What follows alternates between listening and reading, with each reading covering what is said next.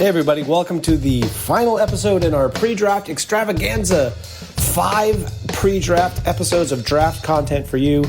This one is the doozy. This is the thing we wait for all year. It is our version of the Steelers mock draft war room, where we argue about potential prospects at each pick, and we try to find a consensus and make a pick for every selection that the Steelers have in this year's draft. And without further ado, here is the PreDraft Extravaganza Steelers Mock Draft War Room. Hello and welcome to another exciting edition of your Pittsburgh Steelers show on the SteelerFury.com podcast. I'm your host, Bradshaw DeBen, also known as Wil Masisak. You might know me as Accidental Zen on Twitter. And we are here with the climax of our week of NFL draft shows, the Draft Extravaganza that we put on every year. This is the 13th annual pre-draft extravaganza at Steeler Fury, and this is the best part. This is probably the best, my favorite thing that we do all year, which is we simulate the Steelers going through all the picks of the draft that they have, all 7 rounds, and we will bandy about different prospects that could be selected to that pick, and then we'll try to reach a consensus and make a pick, or Perch will just pick one. And then we will formulate what our picks were, and we'll have to live with that for a long time. In some cases, we'll be proud of what we did, and in other cases, we'll be like, maybe not the best. However, we didn't pick Jarvis Jones, so point in our favor. With me to do this exercise, as always, are the 2 greatest cohorts that money can't buy.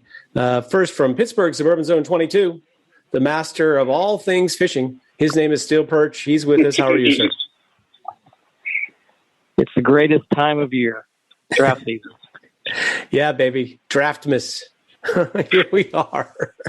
We spend a lot of time preparing for this, though, Perch. You know, more time than we spend, like we don't. 365. Yeah, we don't handcraft Christmas gifts for our significant others, you know, but we handcraft this preparation for the draft. That's all I'd like to say. You with your computers and your analytics, Perch, and FC with his 3x5 note cards, and me, I just fall into it and just pick some names out of a hat. But between us, we're gonna do this right. So we're gonna go through all the Steelers picks, and the way we usually do it is one of us is the offensive side of the ball, one is the defensive side of the ball, and then one plays the GM, and we'll rotate those hats.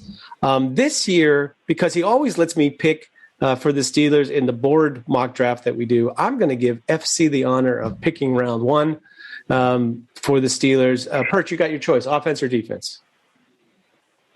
Oh, I've got to be offense. Great. So I'll be on the defensive side of the ball, and we are going to use a screen share so that Perch can see what's going on. We're going to use the wonderful, the only draft mock draft simulator that I actually feel like is worthwhile, which is the one from ProFootballNetwork.com. Thank you to them, and it also will allow us to consider a trade down, which may never happen again. So I'm going to start the draft, and I might even tell you who's been drafted. The usual: Trevor Lawrence, Zach Wilson to the Jets, Justin Fields, Trey Lance, Kyle Pitts, Jamar Chase, Devonta Smith, Patrick Surtain, Penny Sewell, J.C. Horn, J.C. Waddle, Christian Darrisaw, Azeez Ojulari, Christian Barmore, Micah Parsons, Rashawn Slater, Kwity Paye, Jeremiah Owusu-Koramoah, sadly, Mac Jones, Najee Harris to the Chicago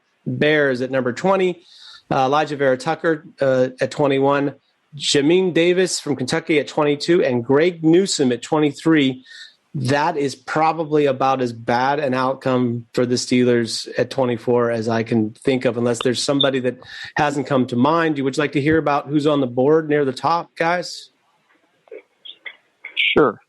I can see it, but yeah, go ahead. So FC, Rashad Bateman, Travis Etienne, Samuel Cosme, Joseph Asai, Creed Humphrey, Zaven Collins, Tevin Jenkins, Caleb Farley, Jason Owa, Trevor Morg, Gregory Rousseau, Terrace Marshall. That's kind of the top of the board, and you're welcome to. Jalen Phillips is over. Did we not hear his name? He is in fact available. Okay. So, Perch, you go first. Offensive side of the ball. Well, those who've been listening to my thoughts about this draft class and the Pittsburgh Steelers roster, there are two positions we just don't have NFL caliber talent, center and running back. So, really wanted Najee Harris there. He's gone. Travis Etienne, I'm going to throw him out there. Beyond that, I mean, Creed Humphrey's there. I think that's up for consideration. I will throw that to you. And of the tackles, the one that I think that could go in this spot that I think most closely matches what the Steelers want to do, kind of return to some power football and a more physical guy, I'll throw out Tevin Jenkins. So those are the three we can throw up for discussion. I don't think there's a guard here worth taking. So you've got a tackle, you've got a running back, and you've got a center. Yeah, me on the defensive side, it's funny that they're on their board they have Joseph Asai pretty high. I think there's a problem with this edge rusher draft in terms of 3-4 outside linebacker types. In that, I think there's only a handful that really work for me as 3-4 outside linebackers, and I mean both what they showed on tape and also the analytics part of it, because I'm convinced for the last 10 years now since I've been tracking it that if a guy doesn't test like maniac or has been like a maniac in his testing, that his chances of being a really good pass rusher in the NFL are pretty slim. So I actually really like Joseph Asai. He's a bit of a project. He's maybe not a Bud Dupree sized project, but when he goes up against a technician, he's got problems. When he can use his physical abilities, I think he's pretty good. And Caleb Farley is here. I have no idea about the medicals. The thing about him is if he's healthy, he's a great player who's, takes the ball away and would be a useful corner that kind of would be best player available. I'm not a fan of Jalen Phillips as a 3-4 guy. I love him as a 4-3 defensive end. I'm not sure I like the idea of him, having to work outside and from a stand-up position. And also the medical situation with him. I know you seem to be a fan, FC, and you're our GM now, so you might very well go with that. And I know that we both have a love for Zaven Collins. He isn't, a need like some of the other guys are, but I feel like Zaven Collins would be able to step right in with Devin Bush and be a tremendous tandem. And Zaven Collins is just a guy that creates havoc and makes plays. He's a football player. But I'll throw one last name at you that may not be there for round 2 that I think the real life Steelers love, that I think might be a sneaky pick to sort of kill two birds with one stone. And that's Baron Browning from Ohio State, who I imagine will go early second if we don't take him. And I feel like he's a guy that can be your pair with Devin Bush at inside linebacker, but much like a young Lawrence Timmons, I feel like he could give you some edge rush snaps and effectively be your third edge rusher going into the season. He's always been pretty good at that part of his job. Those are my recommendations. Would you like to hear the potential trade offer? You can give me a potential trade offer. Okay, so I'm going to try to stick with, maybe the best one, right?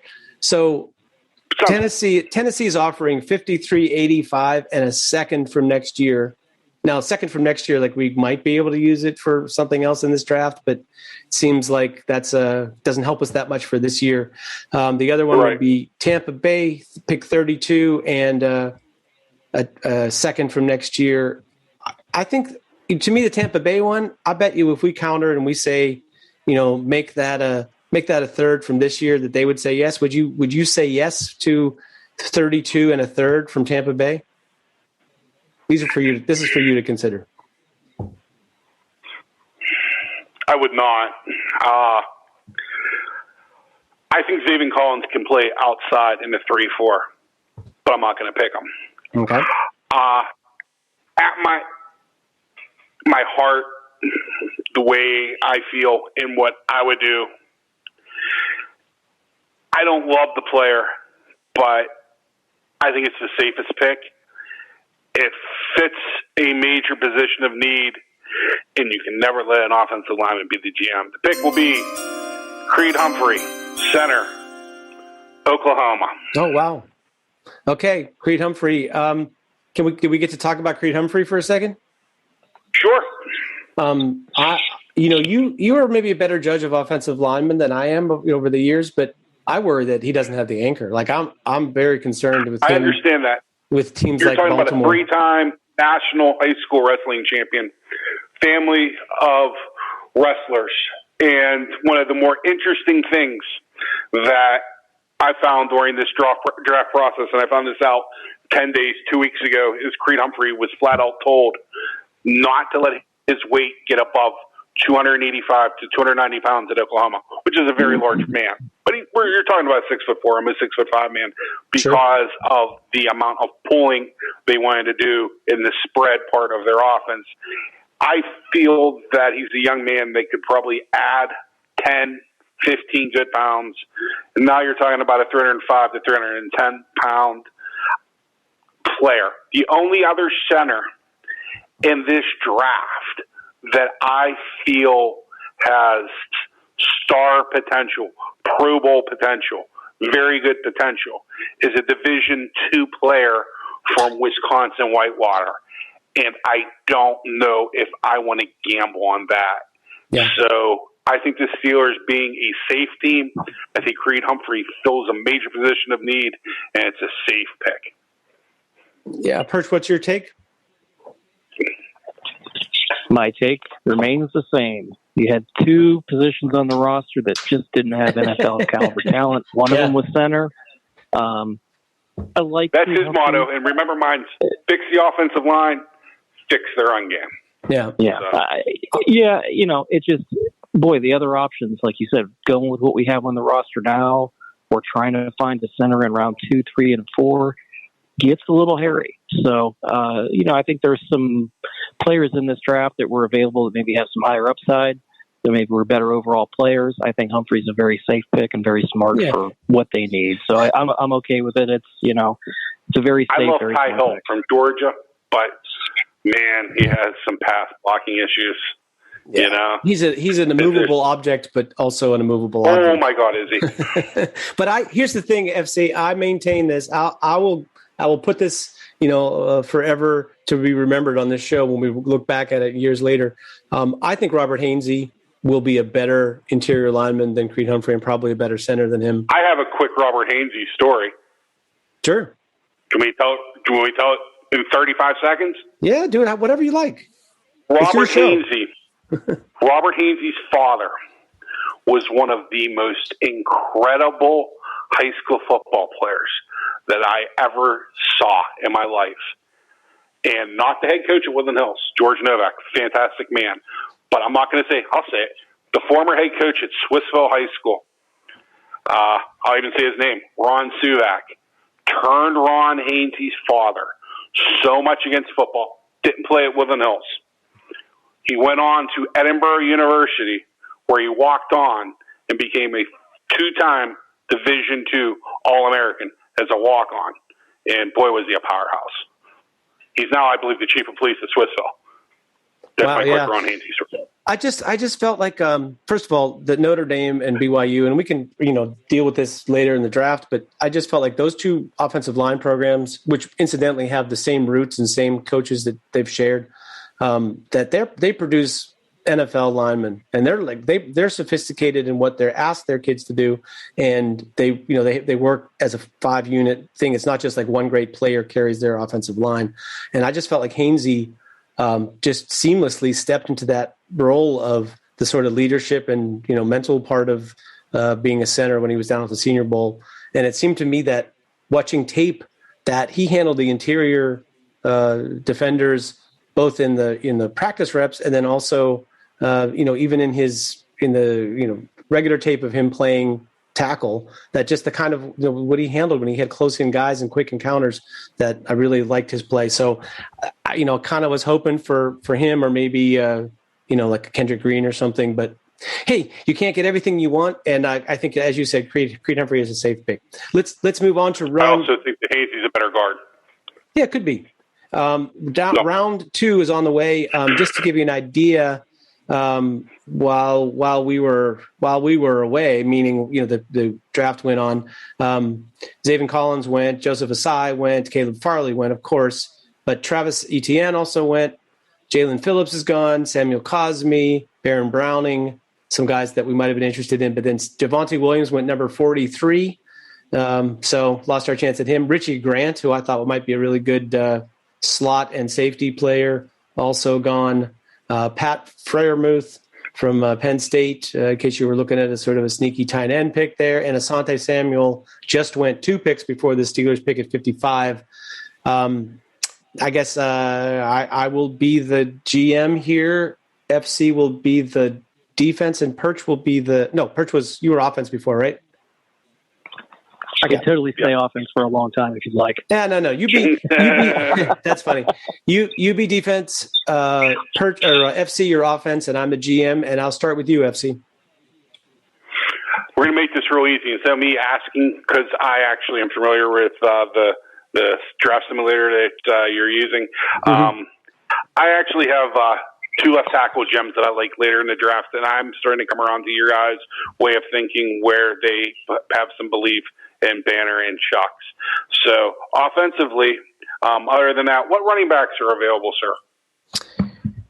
The running backs available are Kenneth Gainwell, Trey Sermon, Ramondre Stevenson, Khalil Herbert, Jamar Jefferson, Chuba Hubbard, Kylan Hill, Elijah Mitchell, Jared Patterson et al. But yeah, we lost, really, we basically skimmed off the top 3 guys and also Michael Carter. Yeah. And so Michael Carter's also gone out, basically. Okay. Yeah. Hey, by the way, just quickly, the running back for Oklahoma State, how do you say his name? Cuba Howard. It is Chuba. You would think they would name him Chuba Hubbard. I mean, come on. Anyway, okay. Yeah. I'm a fan, but not obviously at this point. The only other position offensively that I would consider would be if a left tackle fell here. But Jalen Mayfield, not going to happen. Tevin Jenkins, not going to happen. Fell here to the Steelers. So since those guys aren't available, I would say what wide receivers are available? As funny as this sounds. Kadarius Toney, Rondale Moore, Diami Brown, Amon-Ra St. Brown, Juju Smith-Schuster, Amari Rogers, Nico Collins, Dwayne Eskridge, and Tylen Wallace. I was wondering if we might have a Mississippi wide receiver that was still out there, but we don't. I believe he's and left us. lastly, what tight ends are available? Brevin Jordan? No way I would take him here. But how about this? I'm going to pass on my pick, and we're going to move to the defense. If I have to throw a player out there just for the quality of the draft, I would not take Kadarius Toney here. The running backs are limited, and I think that the value at corner, from what you have been saying, might be pretty decent here. Perch, tell me about the defense. I'm going to go ahead and tell you Liam Eichenberg is available, offensive tackle from Notre Dame, since FC is passing on his job of throwing somebody on the offense, which I tend to think that's a pretty good left tackle prospect this deep in the draft. But so where are we at on defense here? Edge rusher. I'm going to throw out one that I like that I know that the GM of this round probably does not. Ronnie Perkins, Oklahoma. We've had this conversation already, but I think I don't know. I think he's got more physical tools than a lot of the guys in the draft. It might be a little bit early here in round 2. I think definitely in 3. I think he would be in play. Let's see. Can you show me who's up for corner? Sure. By the way, just to reiterate the conversation we've had, the Perch and I have had about this. To me, Ronnie Perkins, the issue is I believe his short shuttle is actually slower than his 40 time. And that worries the hell out of me with an edge rusher because I just think, that's a straight line guy in a position where straight line doesn't really do much for you. Here's the corners: Elijah Molden, Tyson Campbell, Robert Rochelle, Paulson Adebo, Trill Williams. Who do you like? Yeah, I would throw Molden out to you in this. I don't know if the value is great there. I don't think the corner is that much of a need. I kind of agree that the offensive coordinator should probably make a little bit stronger case for a running back or tackle here, but that's his job. I mean, considering I view, since Liam Eckenberg, I view as a right tackle only, and we have 4 of those on the roster. I think that it's a little bit early to maybe take Brady Christensen from BYU. I think he's a 3rd-round pick. I think will end up being a steal. And if he isn't a steal, I guarantee the best left tackle in this draft is going to be Stone Forsythe, left tackle from the University of Florida, who basically has 32 starts at left tackle at the University of Florida and allowed 1.5 sack. That's facing Georgia, Alabama, Auburn. Yeah. But that isn't the problem with his game, though. The problem is we're trying to fix the running game. That's the problem with Stone Forsythe. He's great, fantastic pass protector, though. So I think he's the best pass protector in this year's draft. So Perch, I'm sorry, Elijah Molden was the name you threw to me. What about an edge rusher here? What about Richie Grant? Richie Grant's gone, unfortunately. Go back to the edge. Let's see who's available there. Sure. Ronnie Perkins was the name you already put up. Perkins, how about that? First on the list. I mean, so if I'm looking at that list, the other one I like it isn't worth taking in this round. I mean, I like the guys from Pitt a little bit. But how about this? Since we're having problems with our offensive line and we're fixing it, we took Creed Humphrey. I'm not double dipping, but is Quinn Marinades from Wisconsin Whitewater available? I think so, yeah. Quinn Marinades, I think he was there, yeah. Yeah. Bye-bye David Castro foot now. You can't do it. If you had a position available, I think he's probably the biggest wild card in this year's draft. It's not Trey Lance. It's not Justin Fields. Those guys, Trey Lance to a point, but Quinn Marinades are coming out of nowhere. I mean, out of Division III, actually. Wisconsin Whitewater. And talking about Senior Bowl, what he did at the Division III level is just ridiculous if you watch the film. And then he carried that over to the Senior Bowl where he was almost as dominant. Yeah, I think it was maybe better at the Senior Bowl than anything he showed on tape, honestly, which is really something. Yep. But okay, so guys, let me tell you where I'm at with this in my mind here. I think actually I've got it down to 2 players. They're both defensive players. One is the aforementioned Elijah Molden, cornerback from Washington, because I think the problem with the Steelers' cornerback construction right now is Cam Sutton can play the slot. I think he'd be great at that role, and maybe that's where they intend for him. But if something happens to Cam Sutton, I'm not sure who would play the slot. It's kind of like if Minkah Fitzpatrick goes down, there's nobody to play safety, So I feel like, especially with the slot, it's such an important position right now. It's a starting job. It's in that middle of the field where you need really good players these days for the NFL, the way the style is. So that would be one I'd strongly consider. But I think the thing keeping me from taking it is I think you might be able to get a really nice slot defender like that later. And the thing that I think you're not going to be able to get, it's going to be tricky to get later, is an edge rusher. The one I really like that I think is, that I feel like excited about maybe picking in round 2 is Peyton Turner, the edge from Houston. And let me tell you my sell on Peyton Turner is I think that guy has the best motor maybe of any edge defender in the draft. And he has the bend and the athletic testing to back it up. Where did he start as a freshman and sophomore? What position? Was he a tight? I'm hoping a wise ass. Was he He started at defensive tackle. Oh, a tackle. He started defensive. He played nose tackle as a freshman. Then he moved out to a 3 technique as a sophomore. Defensive tackle. He's Preston Smith. If anybody remembers him from Mississippi State. Yeah, oh, sure. Yeah. Violent hands. My problem with it, I think he might be a perfect left outside linebacker. Can T.J. Watt play right outside linebacker? I'm not trying to move T.J. Watt to move T.J. Watt. I'm looking to maybe get, if T.J. Watt, that's the premier position is rushing against left tackles, and I'm not attacking T.J. Watt at all. Yeah. But Peyton Turner is just perfect left outside linebacker in a 3-4 defense. Yeah, well, I'll tell you this: Alex Highsmith isn't. So if something happens to T.J. Watt, if you want to have any kind of a hope, I think you need to have a dynamic guy there. Here's what I would say, Perch. Go ahead. I'm sorry. it's up to me to make the choice, and I'm conflicted. I'm going to count on somebody being able to come up with an edge rusher later that we might be able to plug in there. Although I have my doubts, but I will take. It's hard for me to pass up that guy. You know what? I love that player. I can't pass him off. I'm taking Peyton Turner from Houston at the edge. And you can hate me later when we don't end up with a slot corner that we really like, because I love Elijah Molden. I think he's fantastic, but I think you can get that later. The edge, I think, is gone after, like, next round is the only chance that I see to really get a guy that's worthy, and you're going to need to pick other positions next round, like a running back. So anyway, Peyton Turner from Houston is our round 2 selection. Let's move us on to round 3. I guess, Perch, you are the GM finally. FC is the offensive guy. I already know who we're taking this round. So defensive guy, and I'm offensive guy.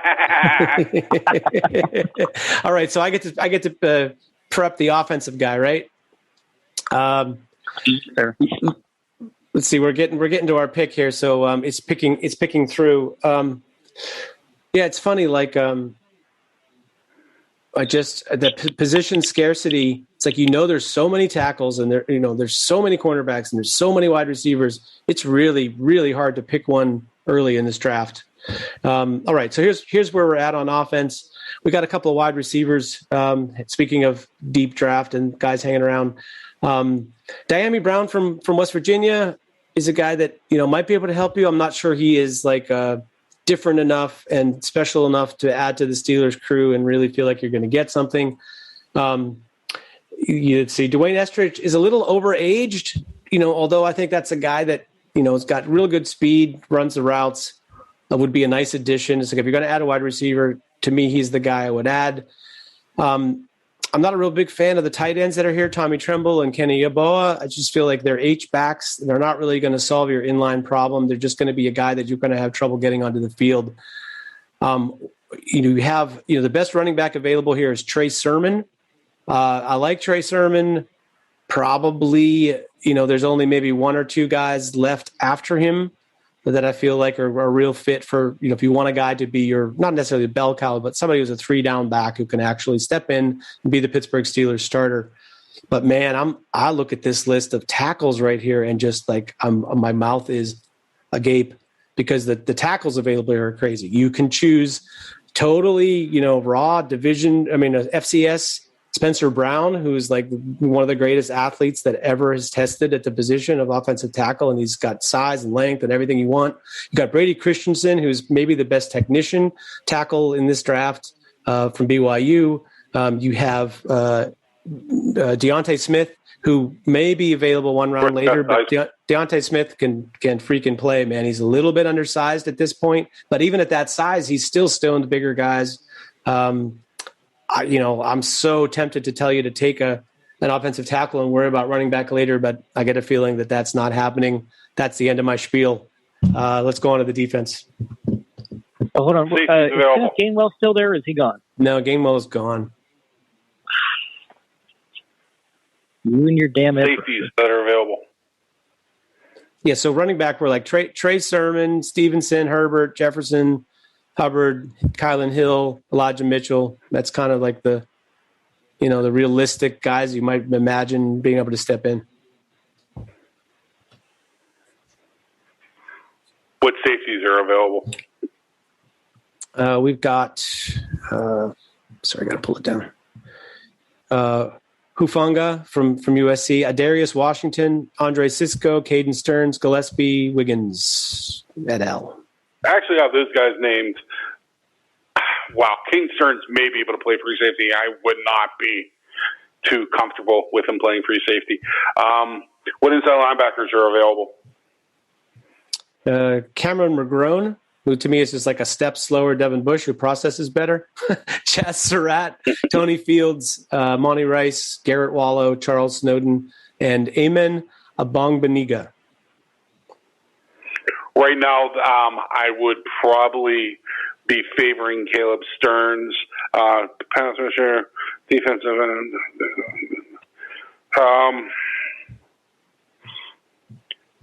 Defensive tackles. Tuipulotu, Tyler Shelvin, Bobby Brown, Osa Odigizua. You're testing me with the names, man. I understand. Tyler Shelvin's one round early, but I think he could be a very nice 3-4 nose tackle. Wow. It's going to be hard to get away from running back with Perch. I know that. So That's why I'm trying to start. Something you said stuck in my craw, and I completely agree with it, where if Minka Fitzpatrick goes down, or even to a point, Tremaine Emmons goes down, we got problems. And I like Caleb Stearns a lot from the University of Texas. He doesn't necessarily, he's not the greatest test athlete, but if you look at his film, it's just solid. He's a solid player. Watching him play, I just kept on saying, Darren Perry, which isn't the biggest compliment, but it's definitely not, an indictment of the player. So, but FC, you might be surprised to know this, but Caden Stearns was actually one of the best testers of all the defensive backs in the draft. I understand that. I do. But I thought you said he was a bad tester. That's all I was saying.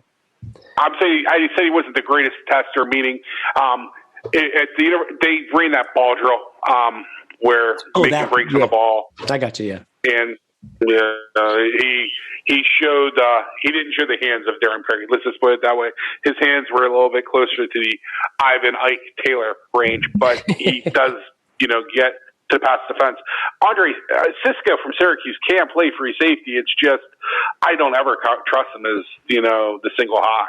But wait, so FC, just one last question before Perch picks a running back or offensive tackle.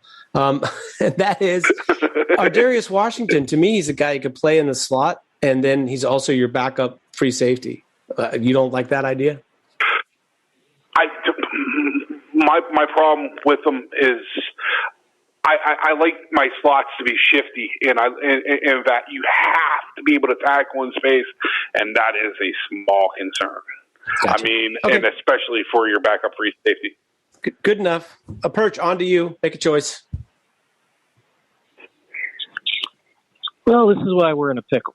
So, I think this draft is very top-heavy at running back. And I think there are 4 people who could step in right away and upgrade the run game. And they're gone. They're off the board. So, do I reach for the next best running back? Or do I just take best player available? Or do I go to the next need of offensive tackle? So I think I'm going to go offensive tackle here. You guys are on to me. I want you each to give me sell me. I'm looking at a couple different guys here. Christensen from BYU is without a doubt a fantastic technician. Over the last 2 years, he's given up a half a sack. He's probably maybe at this point very similar to Villanueva in the run game, where I think that there is meat left on the bone. He's not an older prospect coming out of BYU either.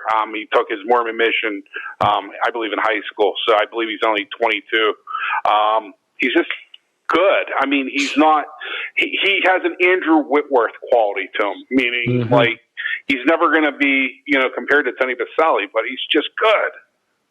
Yeah, to me, it's like Christensen is ready to play right now, which is a thing you might need. But if you feel like you have guys that can play well enough that you don't need them to start right away, Spencer Brown is the home run swing. Me personally, I took Brady Christensen in the board draft. I think he's the guy that can step right in and start.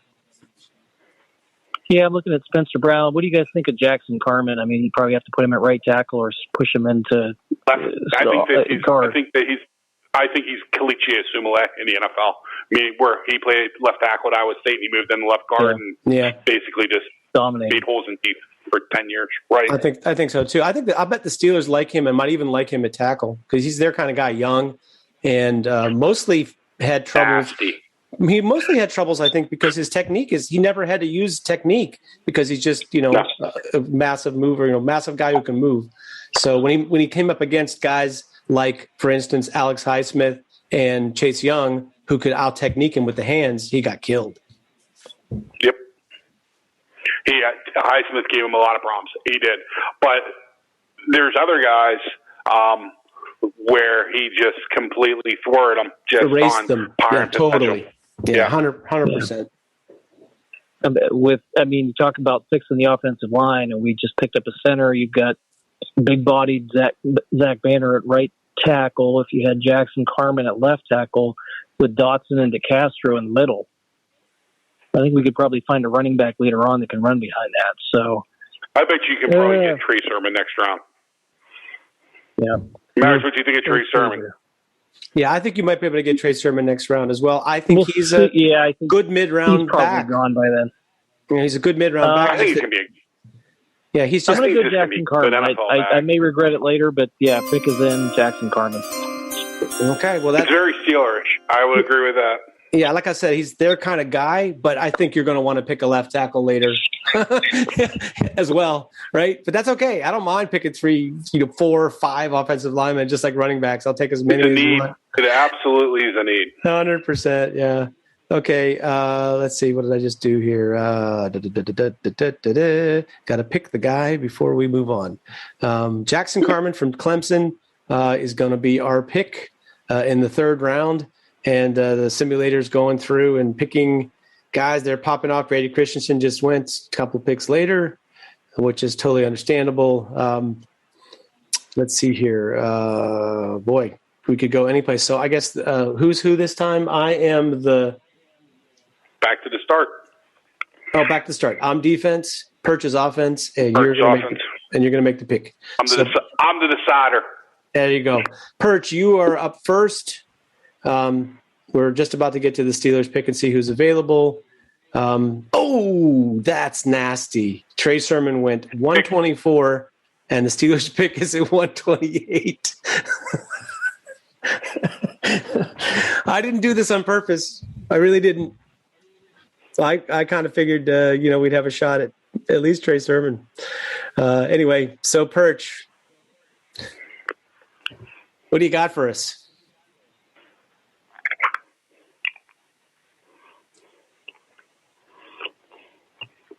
Perch just left the show. See it. We're never going to see him again. There's your running backs list.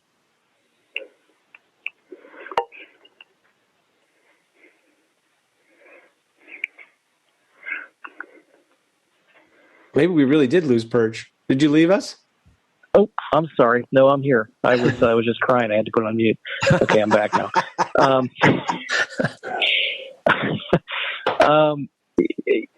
What I was meaning to say was, I just think that Steelers need an every down AFC North all-weather carry it 20 times in a game type of running back. But the backs that I like that are left right now are little skittish guys like Jarrett Patterson from Buffalo or Chuba Hubbard. Those are the people that I would throw out. You want to talk about a great 1-2 punch, though? I'm not being a dick, but the 2 guys that you named would be just such a great tandem. Yeah, and here's the thing, I like 2 other guys as a potential tandem. I think you could if you pick Kylan Hill or Elijah Mitchell. First of all, they're going to be on the field on 3rd down. They're both really good on 3rd downs, both pass protecting and pass catchers. And they're inside runners. They're not guys that are just going to go down at the first touch. And those guys are, the next pick we have after this one, you're going to be able to get one. I mean, and to me, there's not that big a drop off. Elijah Mitchell and Hill were both really good at the Senior Bowl, and Elijah Mitchell ran sub 4.4. They'd be all right. And by the way, I'm sure they saw enough of Elijah Mitchell when they looked at Kevin Dotson's tape, because that's the guy who was scoring all the touchdowns. So, it's entirely plausible that he's on their radar and is not unrealistic. You have that right in front of you. What did his actual size end up being? Yeah, and he dropped weight. He dropped weight for that. There's no doubt. Right. He said that he was about. No, go ahead. I think he still was right around 200 pounds, maybe a little bit on the plus side of 200 pounds. Yeah, I believe it was 205, but I'm opening it right now. Yeah. It says that sounds right. It says 201. He was measured at the Senior Bowl, I think, at 205, or maybe even more 210 there. So I think his normal weight that he carries is about could probably play in the NFL at 210 or 215, and he probably won't run 4.35. But even at 4.4, that's a pretty healthy guy at 215, I think. But anyway, we're getting ahead of ourselves. With running backs, I just want to see the 10-yard split. And the one thing I know is that, Patterson from Buffalo, Mitchell, Callan Hill from Arkansas, they get fast. And that's something that is absolutely intriguing to me. Yep. So Perch, don't despair. Don't give up hope yet. It's already gone. I don't think any of these guys are going to, be able to carry the load for the team, and that puts you in Benny Snell football. I mean, but do you really want to be? Do you really want to be subject to a guy who's like you built your whole offense around him, and then he gets injured in November? Because that's what they had before for years now. It's a huge problem. I don't know. I think with Mike in the hands of Mike Tomlin, a bell cow running back is dangerous. It's like a weapon, like an AK-47. Yeah, but if you're going with a stable of backs, you need multiple good backs, not like what's on the roster right now. Yep, I agree. So that's the problem. I mean, what I'm saying is, if we do decide, and I'm not going to speak, but if we do go with two backs, you got to remember that most likely is going to push two backs off the roster. Who those two backs are will be to be determined. But we'll say Cuba Howard. There's a lot of negatives, to be honest with you. I think the worst decision he made was to opt into the season at all at Oklahoma State. Because if he doesn't play at all, I think he's probably a top 3-round pick. I knew he wasn't going to test a run, 4.35. I figured he was going to be a 4.48 to 4.52 guy, which he was. His hands are good. They're not great. The one thing that he has is his elite vision. Now, Oklahoma State had a very good running game. Most of us have at least taken a look at Jenkins from Oklahoma State and seen how dominant he is. Their left tackle was very good as well. But an elite tool like vision, being able to set up blocks and stuff like that, and he had a lot of 60 and 70-yard runs. I understand there is no defense played in the Big 12, but yeah. Hey, can you show the wide receivers that are available real quick? Sure. So FC Marco Stevenson, Jalen Darden, Demetric Felton, Anthony Schwartz, Shi Smith, Austin Watkins. That's kind of the top. Let's say Cade Johnson.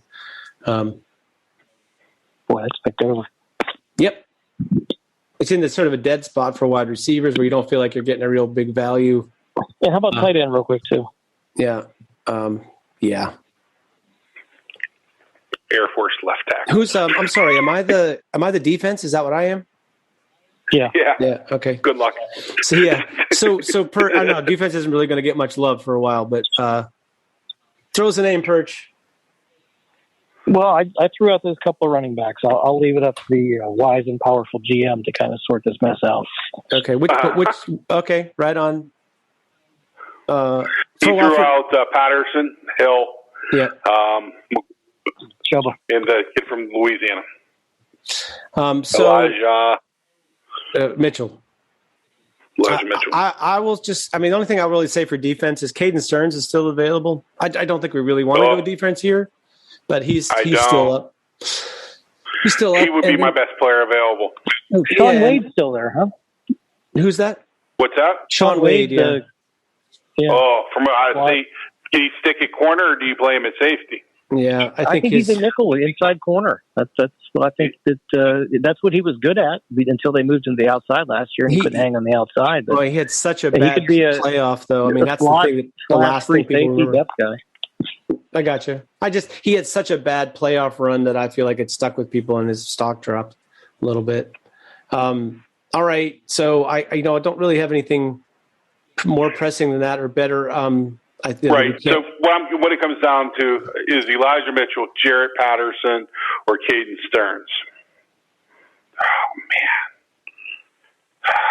And probably those running backs. I shouldn't say that. They might be available. They might not at our next pick. So, Your mileage may vary.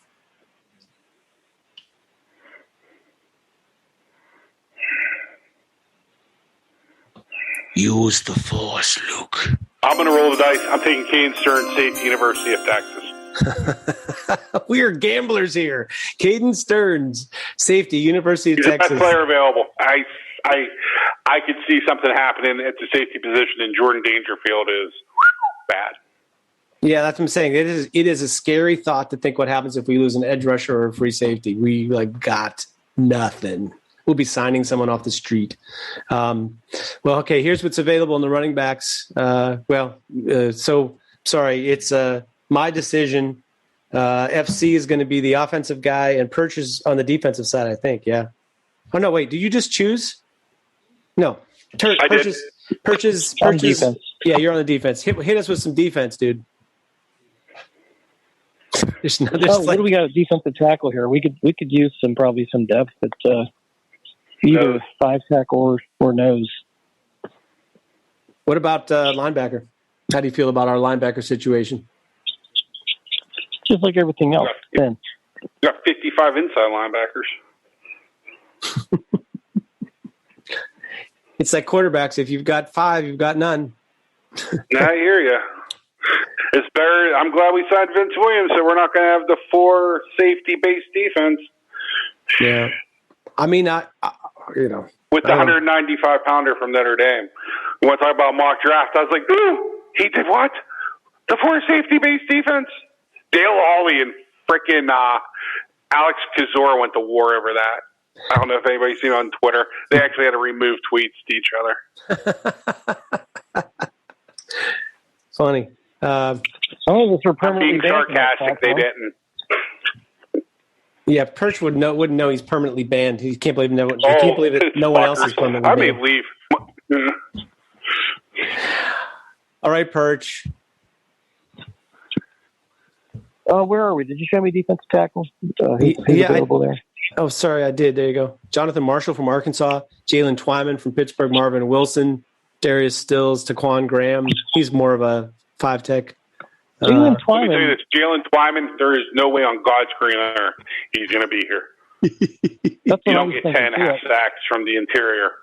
He opted out. Let me just tell you, I'll be devil's advocate. He opted out, which is really, teams are really looking down at players that opted out that didn't have a medical reason. And secondly, he tested like Jarvis Jones. So that would be the reason he'd be here at 157. I still would throw that name out there. I don't know. We need a damn running back, so I'll defer. Yeah, what running backs are available? Okay, yeah. Here we go. Here we go with running backs. Jamar Jefferson, Chuba Hubbard, Kylan Hill from Mississippi State, Elijah Mitchell, Jared Patterson, Javian Hawkins. Elijah Mitchell. To me, that's the pick. Elijah Mitchell, Elijah Mitchell was who I would submit.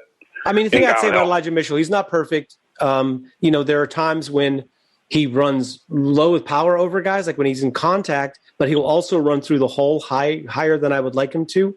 But compared to some of our other running backs in Pittsburgh, he seems to be able to envision where the hole is and get there, which I think is a really undervalued skill for a running back. It's like catching the ball when you're a wide receiver. And he showed a lot to me as a receiver. He'll make that back shoulder catch and stuff that most running backs don't do. Me personally, as the guy who's pitching offense, that's what I would say.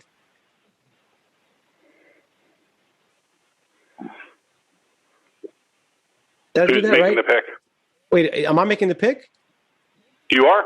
Oh shit! I'm sorry. I thought you were. Anybody else you want to recommend? FC, who's a running back out of that crew that you like? That would be a better question. Hill and Howard, but I would take Elijah before I take either one. Yeah, so he'd be my top back too. I was on to Hill for a while. You can thank Robert Hunt and Kevin Dotson for that because they're looking at them last year is what turned me on to them. Yeah, same. I mean, I like Kylan Hill. I'm not sure if he's dynamic enough to really like move the needle. Whereas Elijah Mitchell may not be able to do everything, but at least it feels like he got some juice, which I think when you're a running back matters. I'm taking Elijah Mitchell.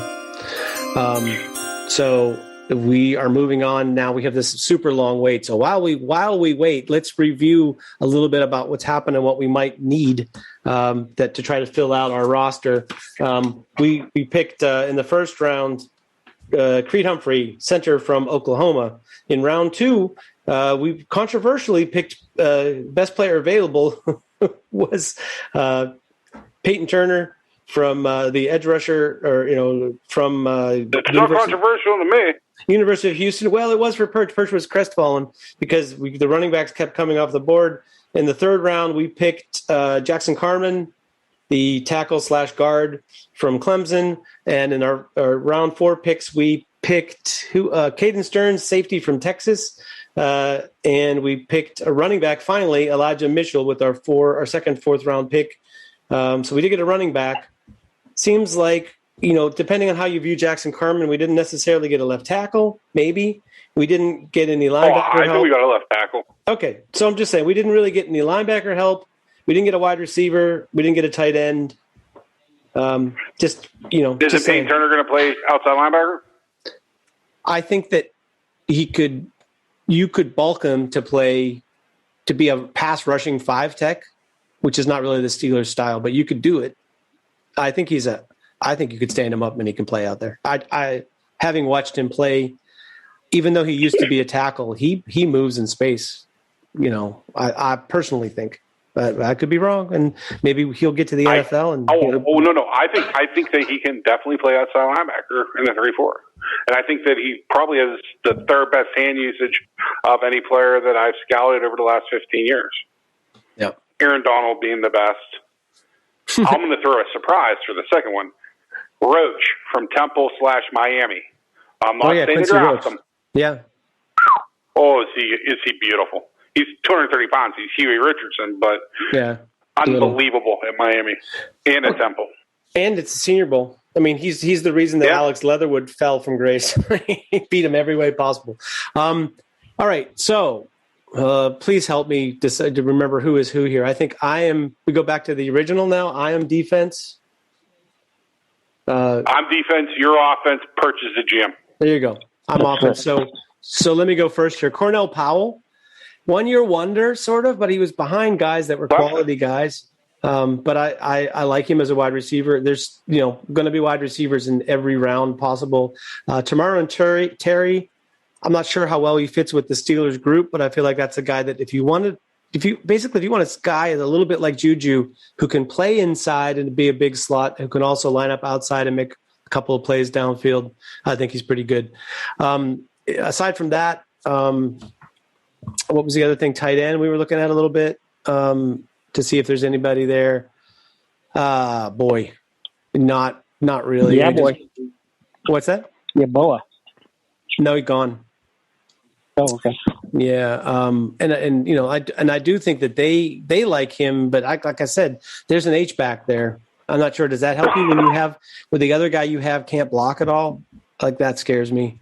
So, boy, I'm just seeing anything else at wide receiver that looks interesting that won't be there later. You could take a flyer on Jacob Harris. I think he'll be available later as well, or Jalen Camp.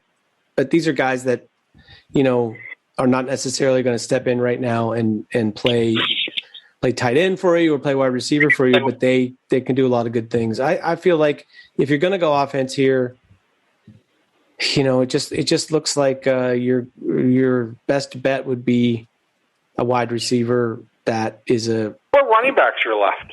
Yeah, out of curiosity, right?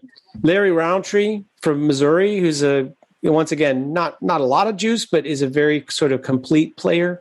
He reminds me a little bit of sort of second-rate James Conner in terms of his ability to do everything, but not necessarily be that strong at it. They have Kenny Nwangu here.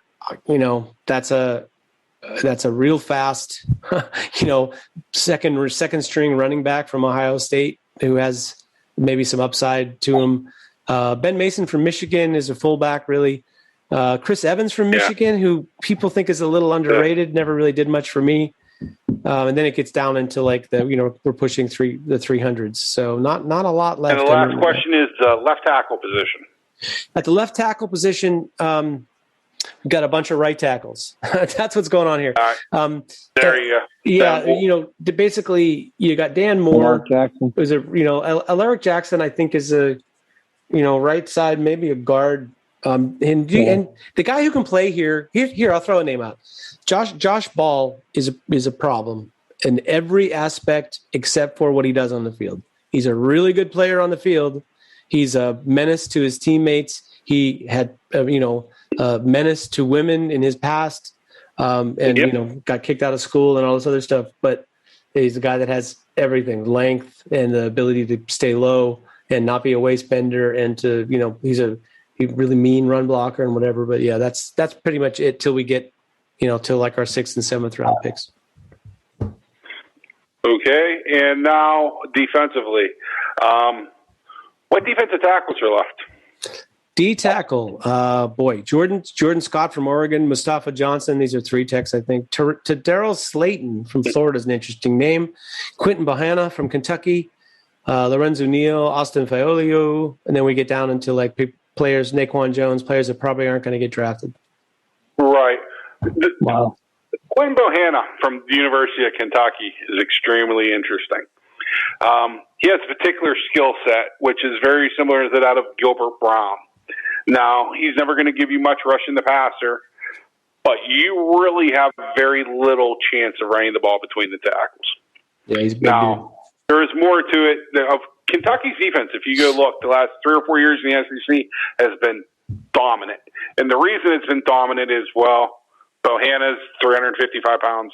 Calvin Taylor, who we added, it was a 325-pound defensive end. They really come after the run with very large human beings with small linebackers behind them. I mean, Jamon Davis, I believe his name is expected to be a top 50 pick, and I don't think he had to take on a blocker the last 2 years at Kentucky. Bohanna is an interesting name here. Defensively, it's going to be tough because there's we got to be the slot corner, don't we? Yep, we do.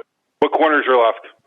Shamar Jean Charles from Appalachian State, Avery Williams from Boise State, who's maybe a better special teamer than he is a slot. Then Darren Hall, Jason Pinnock, Brian Mills. Did Vincent get picked from OSU? I'm imagining he did.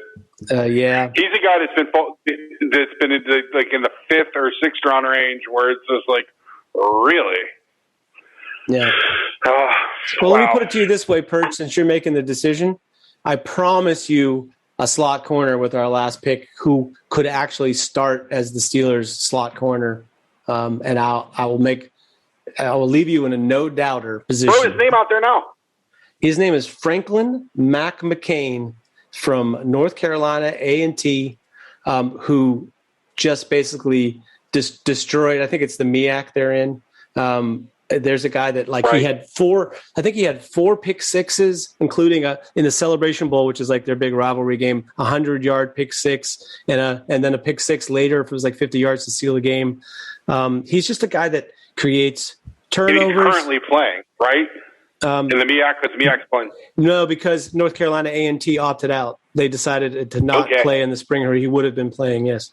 So anyway, but he's a cat that super high character guy. His father was one of the I forget if they call him the Luncheonette 4 or whatever that basically desegregated their town, and he's just a high character guy. Creates forced fumbles, tackles for loss, pass breakups, like 30 of the number of pass breakups and interceptions and forced fumbles per game was the most of any slot corner that I looked at this year. So anyway, there's a guy that I feel comfortable pitching anywhere if I were the defensive guy. So, but since you asked, I did. You're my defensive guy too. So there you go. There goes your slot corner, sir. All right, I think that's the pick. We'll take it. Great. Love it. And you'll love him. He's like a Mike Hilton who's a better cover guy. I can't believe that I didn't realize that they weren't playing in the MEAC. No, he could give you outside reps if you needed it. I mean, like literally, the guy's a good cornerback. All right, so we are picking. What did I just? I have to go back to corner now so I can find them. Round. Yeah. That was 6, right? So, Right. we are moving on now to our first of 2 7th-round picks. Yeah, it's funny. Just an observation how thin our Steelers' positions of need got before you get to round 6, right? It's like there's certain stuff that's still available later, but man, it's like most of the things that the Steelers really needed went early. So Right. that's a consideration for what to pick. All right. So while we're waiting for the picks to roll around, we got it now. Pick 245 is up. This is our first of 2 7th-round picks. And I've forgotten who's what. Now I was offense I think there. we're back to the original. We're back to the original. Okay. Back great. to the original. Great. So Okay, I'm going to let you two make your fights B2B. What is the name from Georgia Tech of their punter? Percy. a punter. Have we taken a punter before, Perch, on the show? Never. Never. We took a Never. kicker. I'm We going to took a break kicker. the cherry. We took a kicker. Percy Harvin III, I believe his name is. Oh, Presley Harvin. Presley Harvin. Yeah. I'm not going to say Like I'm taking him. He's like he averaged 50 fucking 2 yards per punt. I watched Georgia Tech play like 3 or 4 times. I was like, oh my God. Yeah. Well, and he's 263 pounds, and he has apparently his fake punt passing skills are pretty excellent. So he was actually a 1A high school football star in Georgia, I believe. oh, funny. He pounds the ball. Now, we're not going to draft him. That will be one of the first undrafted free agents I would consider, because I know Georgia Tech, they don't get bad weather. They went to I watched the Georgia Tech Boston College game because we'll say I put a bet on it. And the weather was horrible in Boston College. And he pounded the ball. Pounded punts. Nice. I came away very impressed. He's probably the most impressive punter I've seen at the college level since Dustin Colquitt, or not Dustin Colquitt, the kid that punted at Tennessee, probably his nephew. The one that just retired, I believe, from the Raiders. One of the Colquitts. Yeah. All right. So you're picking this time, though, right? So you very well. Yeah. Let's go through the best player available here. It's the 7th round. Perch, you got the offensive side. You want to give it a shot? Yeah, give me open up the receivers, and I'll make a case for a receiver here. There you go. The aforementioned Jalen Camp need. from Georgia Tech, Dez Fitzpatrick, Trey Walker, San Jose State, Jonathan Adams from Arkansas State, Brendan Eagles, Isaiah McCoy from the MAC, Mike Strawn from Charleston is sort of the small school wonder. What do you make of that list, Perch? Looks like a lot of priority free agents to me. Well, I will say that Jalen Camp, is a guy that they were at. There's an offense there where they didn't throw it very much, but when they did throw it, he was their leading receiver, and he's built like a brick shithouse. I mean, the guy as a blocker and what he does for you in the run game. You want to make the run game better, he'd be a guy to put out there. That's He's got Hines Ward to his game. I agree. Pretty much, but with fourth, he runs a 4.4 or better. So, and he has an ACL. He has an ACL. Point in his favor. What else would you like to say, Perch? Boy, we haven't got a tight end either. Is there any tight ends left? Yeah, Air Force left tackle. Yeah, so Colin Granson's sort of H-back type, very good at it. Noah Gray. Noah Gray, Pro Wells. I think you might have some luck. To me, there's a couple of guys, but I'll leave it to you. This is your job. I don't know preempting. We've done a lot of preempting. We're in the 7th round, man. I know we've preempted Perch. I mean, Matt Bushman might be the most complete tight end in the draft, but he's 25 and he's coming off a torn Achilles. But his last healthy year playing, and even at his pro day where he looked great, catching the ball from Zach Wilson, he's pretty good. But yeah, you have total caveat there because he's got problems. And Zach Davidson, speaking of punters, was, I believe, the All-American punter for Division II Central Missouri. And, by the way, they won after his second year punting, they were like, you look like you could play some receiver. You're a big dude and you run fast. And he turned into the All-American tight end also. So he's both an All-American tight end and an All-American punter from Central Missouri. He tested there ain't no punter that's blocking. So yeah, I mean, he tested like a real athlete. I don't know. That's all I got to say about tight ends. The rest of that crew there is pretty drecky. Yeah, I would probably throw out Bushman there. That's the one that intrigues me the most that I've seen. So that would be. I'm actually a big fan of Bushman, if you can believe that. I got no complaints. Like it's going to help you for a couple of years. I mean, a few years anyway. They really need that. Let's face facts. We're talking about a 7th round pick. If we're even considering signing him to a second contract, that's going to be a big win. It's a miracle, right? Exactly. Right on. Is that your pick? Yeah, Matt Bushman, tight end, BYU. Matt Bushman and his torn Achilles. He actually, even though he had the torn Achilles, he did test some of the testing. He said they told him he wasn't allowed to run a 40. He only tore it like in September. So they said, you can do some. I actually thought it was a little bit later than that, if you can believe that. Yeah, I think it was right just before the week 1. He didn't play at all. Okay. But I just thought even at the pro day, he almost ran a sub 7.3 cone with, not being totally healthy. I thought that was great. Pick 254 for the Steelers. This is our last pick in this exercise. Bittersweetly, we get to the end. I guess I get the. We're going to group think it like we've done the last 4 picks. I think we've totally milked the offensive defense. I think we've abandoned all the rules, which is fine. It's totally fine. Here we are with the remaining pick. Here are the names. Some interesting names. Mustafa Johnson. I think he's a 3-tech at Colorado. He had a huge sophomore season where he looked like a holy terror, and he's been okay since. Josh Ball, the aforementioned troublemaker, red flag offensive tackle from Marshall. Darren Hall, if we hadn't, it's like if we hadn't already grabbed a slot. But Josh Ball has been in any trouble at Marshall for the last 2 years. No, I'm that's not true. trying to defend. No. In fairness, that's true. Let me ask you a question, Perch and or FC. Do you think Darren Hall could play safety? Oh, we picked a safety. We did, right? So at this point, what are we looking for? Burns. Tell me what we're looking for. This is my territory here. Someone that's going to make the roster and maybe can play. I guess starting running back. Running back. Probably at this point, running back would be nice. Maybe a nose tackle. Okay, I got a running back name for you guys that I have seen play, who has played against SEC teams, and he had a terrific game against Tennessee, which is almost an SEC team. They're SEC. I'm joking because, they're not necessarily that good. But his name is Josh Johnson from Louisiana Monroe. He's a little bit of a stocky guy, but he is here's the thing.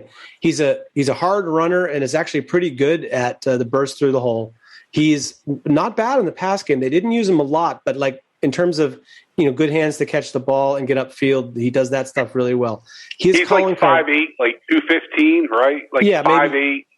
5'7", 5'8", 215, and he hides behind offensive linemen, which is a very nice trait. He's that certain type of that very sort of like stocky, low cut guy, but very hard to bring down. He's just like tackling a fire hydrant. But his calling card is, and I'll make this statement: he is the best blocking running back in the draft, bar none. So you want pass protection on a play where you need to get some time. You want to run a quarterback designed run play whenever you have your future quarterback here who's going to be running the ball. Josh Johnson is your guy. As a lead blocker on the read option, never seen anything like it. Plowed guys. So that'd be my running back guy if you want to hear one. How about, is there any good sleeper receivers left? Is Elijah Cooks gone, or who's still out there? Jeez. Boy. Dez Fitzpatrick, if you like him or not. Jonathan Adams FC, you probably know this player. Maybe you want to talk about him. Yep. Actually, I'm more of a fan of Fitzpatrick, if you can believe that. No, okay. The reason being is the NFL is. Fitzpatrick's not big at all, but he has some dog to him. Where in the NFL, you gotta be willing to go in between those numbers, and that's something that Fitzpatrick did a lot of.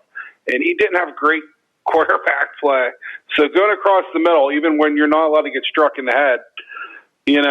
Being willing to dig in there and make the plays coming across the middle. That's the one thing I'll give Deontay Johnson credit for. And it was a concern of mine.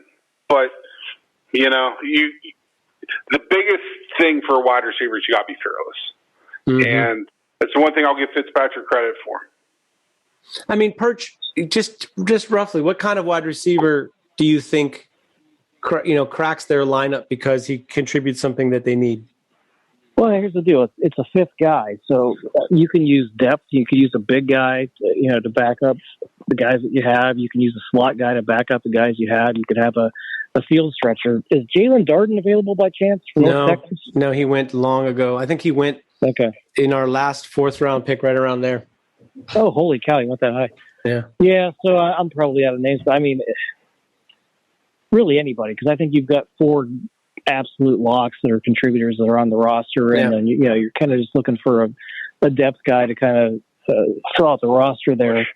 All the names I'm looking at I think they're gone. I would say TJ Vasher is a little bit left behind because he got injured early in the year, didn't play, but.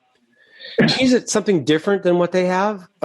He's a guy that like what James Washington is sort of supposed to be, a guy who can have the catch radius and win the 50-50 balls. But Vasher has his arms, no exaggeration, are either 36 inches long or something. Like he's 36 and a quarter. It's ridiculous. He's all arms and legs.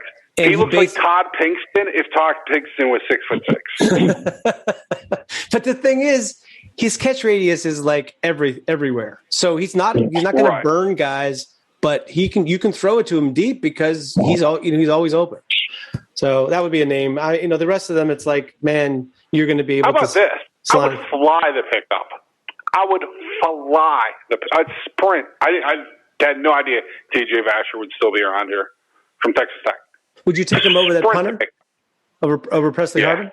Yeah. I would, because I think Presley Harvin will be there as an undrafted free agent, no undrafted winner. Yeah. And it's not because he's 260 pounds. He just pounds the ball.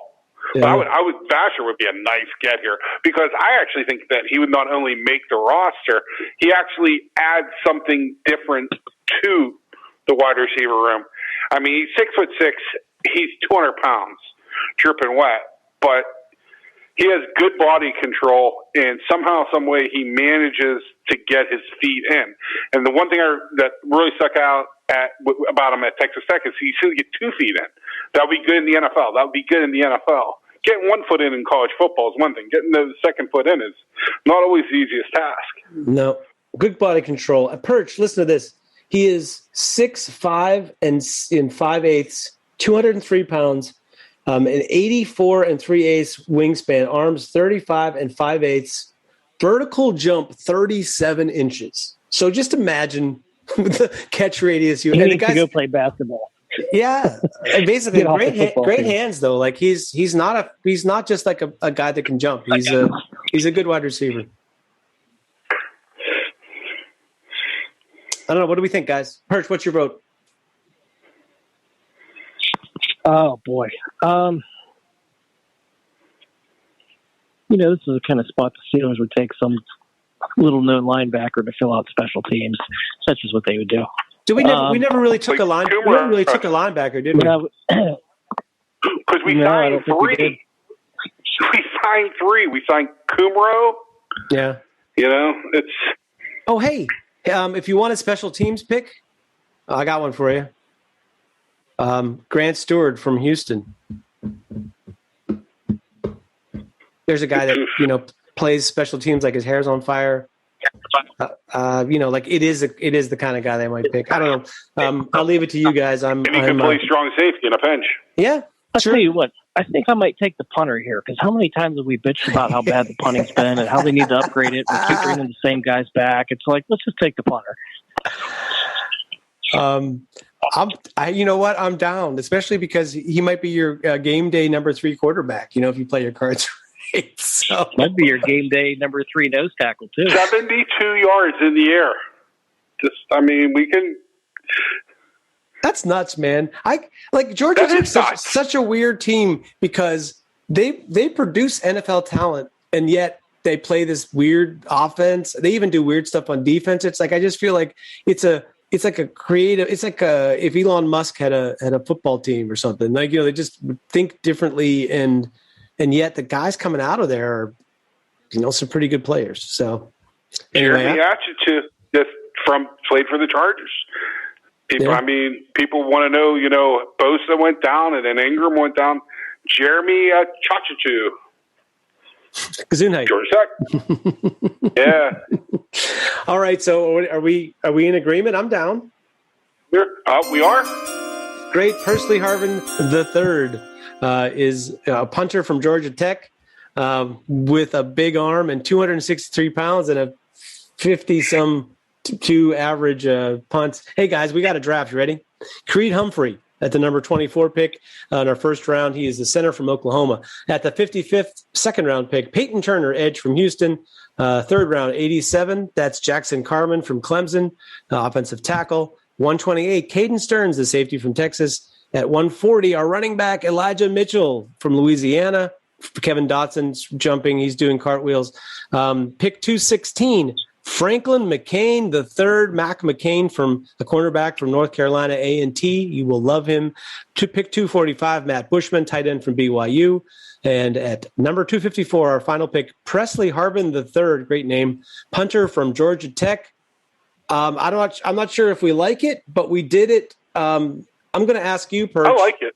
Perch, I like it okay. I like it better looking at it now than I did while we were doing it. Perch, how do you feel?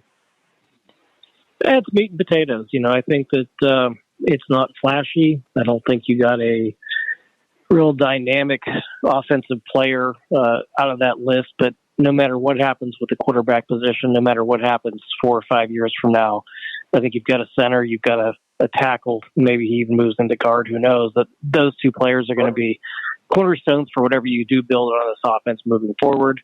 So, it's a meat and potatoes sort of a draft. It's not going to be something that sends the team to a Super Bowl, but it's something that is going to set up for future drafts to keep building the team out. I'll say this, I feel like your offensive line is going to be and to start the year anyway, Jackson Carman at left tackle, Kevin Dotson at left guard, Creed Humphrey at center, David DeCastro at right guard, and Zach Banner at right tackle.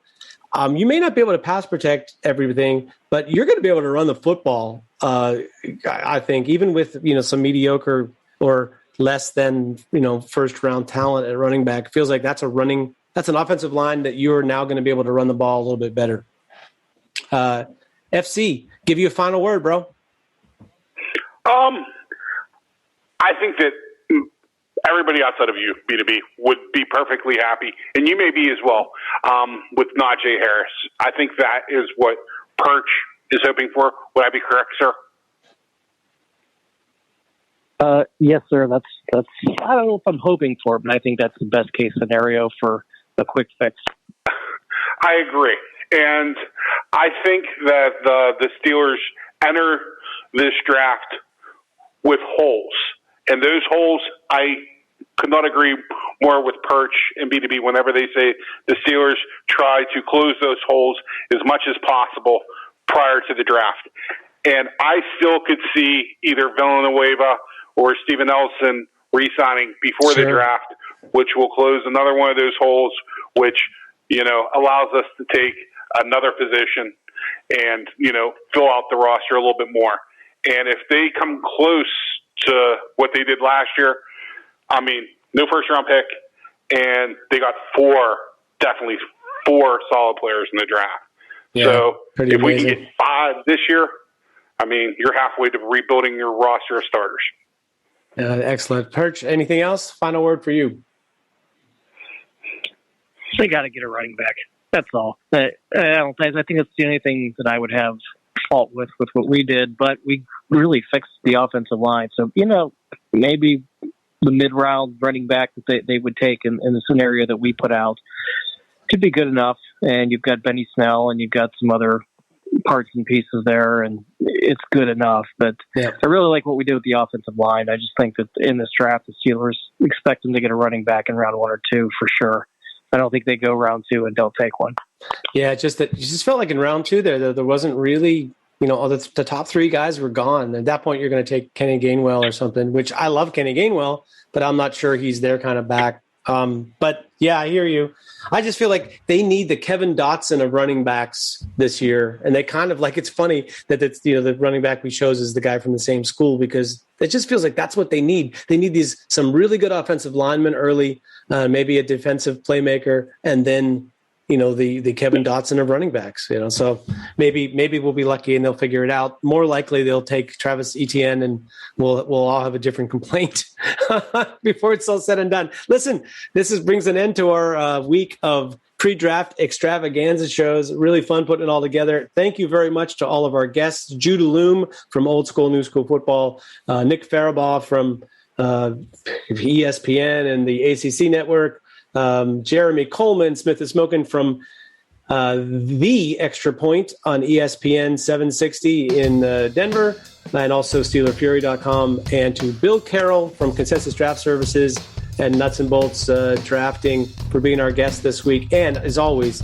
the 2 greatest members of the team, SteelPerch and FC. Thank you guys for dealing with the marathon of draft talk. It's been awesome, and I'm sure we're going to talk now after the actual draft. They'll give us something new to talk about for a change. Gentlemen, thank you, and NFL Draft, start your engines. Let's go get them in the draft, Steelers. Go Steelers. Here we go.